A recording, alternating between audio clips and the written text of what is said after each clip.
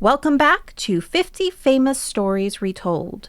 Today, let's read about a town with a bell that anyone wronged could ring, and the day a poor old horse rang it.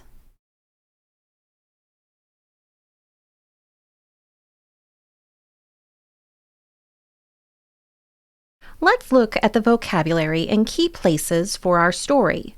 Take a moment to talk or think through the vocabulary and find today's story on the map. You might even compare its location to a modern atlas. If you have the lesson guide, now is a good time to pause, fill in the words you already know on the vocabulary page, and grab your blank map.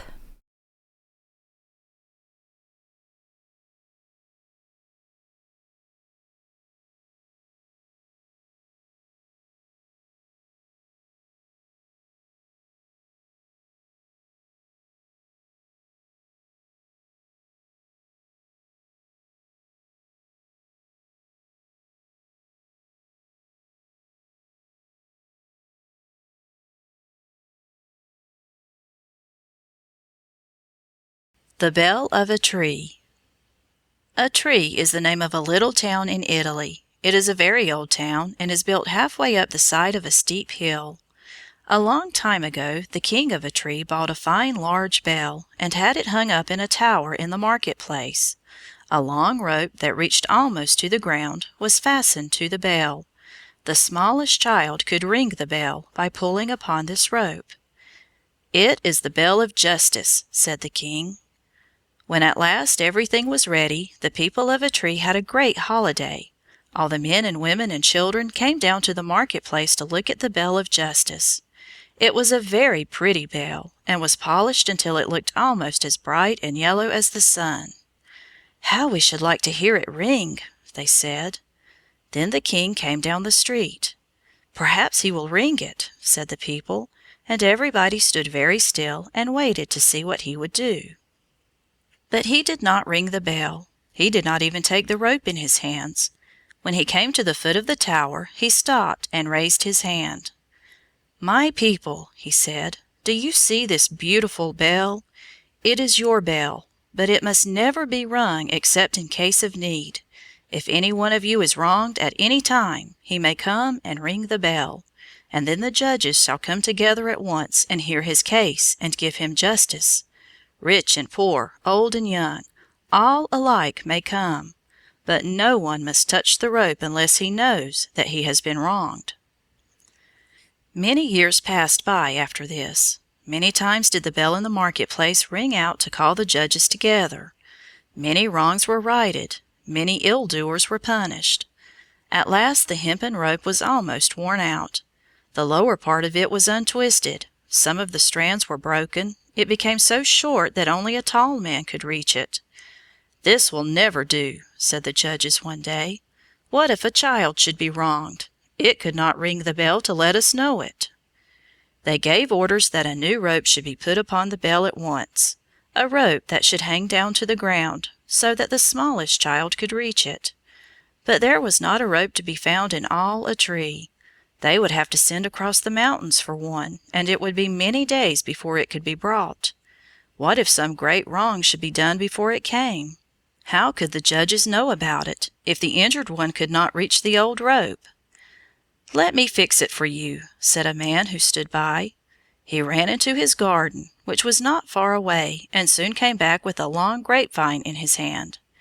"This will do for a rope," he said, and he climbed up and fastened it to the bell. The slender vine, with its leaves and tendrils still upon it, trailed to the ground. "Yes," said the judges, "it is a very good rope. Let it be as it is." Now on the hillside above the village there lived a man who had once been a brave knight. In his youth he had ridden through many lands, and he had fought in many a battle. His best friend through all that time had been his horse, a strong, noble steed that had borne him safe through many a danger. But the knight, when he grew older, cared no more to ride into battle. He cared no more to do brave deeds. He thought of nothing but gold. He became a miser. At last he sold all that he had except his horse, and went to live in a little hut on the hillside. Day after day he sat among his money bags and planned how he might get more gold, and day after day his horse stood in his bare stall, half starved and shivering with cold. "What is the use of keeping that lazy steed?" said the miser to himself one morning. "Every week it costs me more to keep him than he is worth. I might sell him, but there is not a man that wants him. I cannot even give him away. I will turn him out to shift for himself and pick grass by the roadside. If he starves to death, so much the better." So the brave old horse was turned out to find what he could among the rocks on the barren hillside. Lame and sick, he strolled along the dusty roads, glad to find a blade of grass or a thistle. The boys threw stones at him, the dogs barked at him, and in all the world there was no one to pity him. One hot afternoon, when no one was upon the street, the horse chanced to wander into the market-place. Not a man nor child was there, for the heat of the sun had driven them all indoors. The gates were wide open. The poor beast could roam where he pleased. He saw the grape-vine rope that hung from the bell of justice. The leaves and tendrils upon it were still fresh and green, for it had not been there long. What a fine dinner that would be for a starving horse! He stretched his thin neck and took one of the tempting morsels in his mouth. It was hard to break it from the vine. He pulled at it, and the great bell above him began to ring. All the people in Atri heard it. It seemed to say, "Some one has done me wrong. Some one has done me wrong. Oh, come and judge my case. Oh, come and judge my case, for I've been wronged." The judges heard it. They put on their robes and went out through the hot streets to the market-place. They wondered who it could be who would ring the bell at such a time. When they passed through the gate, they saw the old horse nibbling at the vine. "Ha!" cried one, "it is the miser's steed. He has come to call for justice, for his master, as everybody knows, has treated him most shamefully." "He pleads his cause as well as any dumb brute can," said another. "And he shall have justice," said the third. Meanwhile a crowd of men and women and children had come into the market-place, eager to learn what cause the judges were about to try. When they saw the horse, all stood still in wonder. Then every one was ready to tell how they had seen him wandering on the hills, unfed, uncared for, while his master sat at home counting his bags of gold. "Go bring the miser before us," said the judges. And when he came, they bade him stand and hear their judgment.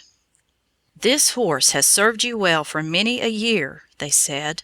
"He has saved you from many a peril. He has helped you gain your wealth. Therefore, we order that 1/2 of all your gold shall be set aside to buy him shelter and food, a green pasture where he may graze, and a warm stall to comfort him in his old age." The miser hung his head and grieved to lose his gold, but the people shouted with joy, and the horse was led away to his new stall, and a dinner such as he had not had in many a day.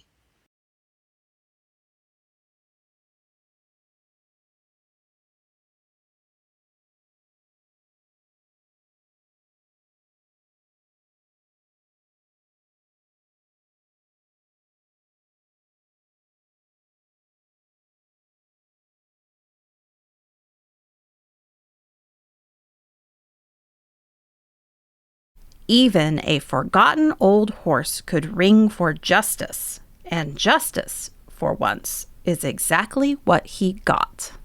We do the planning, the books come alive, your child does the learning. See you next time.